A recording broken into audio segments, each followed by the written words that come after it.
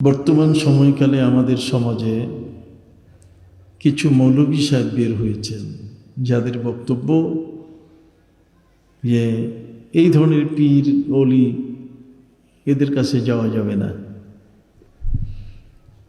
পীর অলি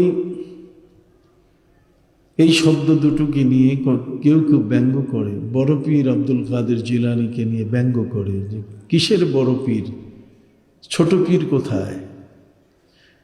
এই যে আমাদের এতদিন আমরা যে চিন্তাধারা লালন করে আসতেছি, আমরা এতদিন যাবত যেই নিয়ম নীতির উপরে আমাদের জীবনের আমলগুলো পরিচালনা করে আসতেছি, এখন দেখি তার অনেক উল্টা।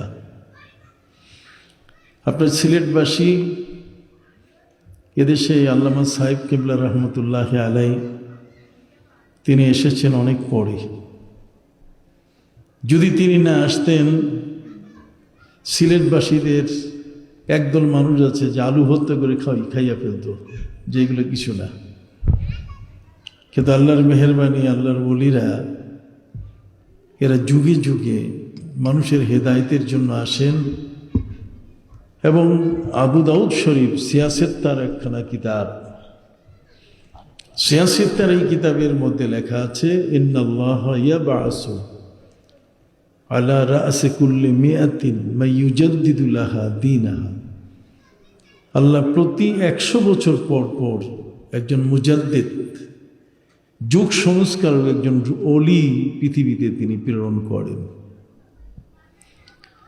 মুজাদ্দিদ এই শব্দটি হাদিস শরীফের মধ্যে এসেছে। মুজাদ্দিদ শব্দের অর্থ হচ্ছে যিনি তাজদীদ করেন, নতুন কিছু আবিষ্কার করেন। সমাজের ভিতরে যে সমস্ত মানুষ ভ্রান্ত ধারণায়, খারাপ চিন্তায় পড়ে আছে, এদের কাছে তারা আসেন এবং তাদেরকে পরিষ্কার করে তাদের মন মানসিকতাটা আল্লাহমুখী করে দেন। এ কারণে জগতের মধ্যে আমাদের প্রিয় নবী সাল্লাল্লাহু আলাইহি ওয়াসাল্লামের পরে যারা ইসলামকে নিয়ে কাজ করেছেন, তারা সকলেই আল্লাহর ওলি।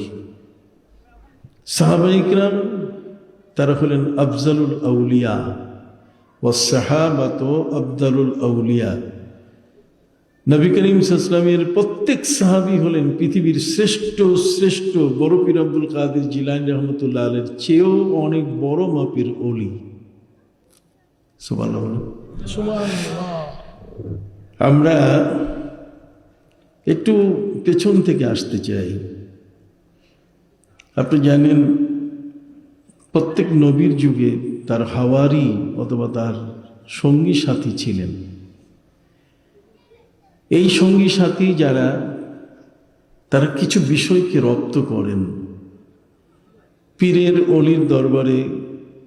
ওই বিষয়গুলোকে আমরা যেমন রপ্ত করি, সেই সময়কালে কিছু মানুষ এমন আছেন যে নবী রসুলের দরবারে তারা ওই বিষয়গুলোকে রপ্ত করেন।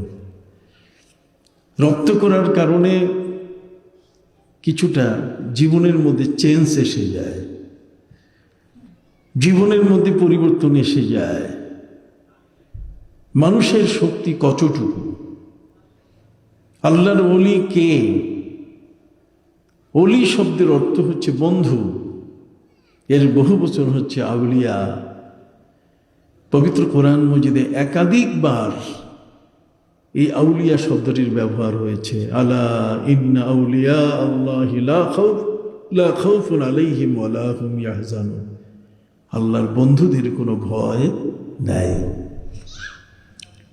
আল্লাহর বন্ধু হতে গেলে এই বন্ধুত্বের একটা স্তর আছে, বন্ধুত্বের একটা স্তর আছে। আপনার যেমন ক্লাস 1, 2, 3, 4, 5 MA পর্যন্ত, অথবা প্রাইমারি, মাধ্যমিক, উচ্চ মাধ্যমিক, কতক্ষণ এই যে স্তর আছে, ঠিক অনুরূপভাবে আল্লাহর অলিদেরও এইরকম কিছু স্তর আছে।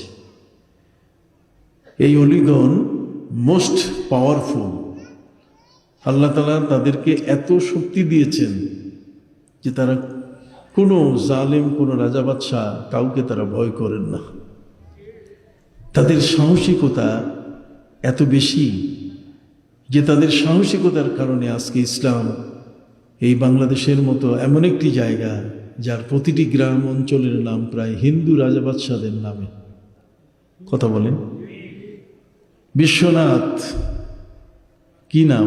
এটা তো কোনো মুসলমানের নাম নয়। বিশ্বনাথ এটা কোনো মুসলমানের নাম নয়। কথা বুঝেন নাই?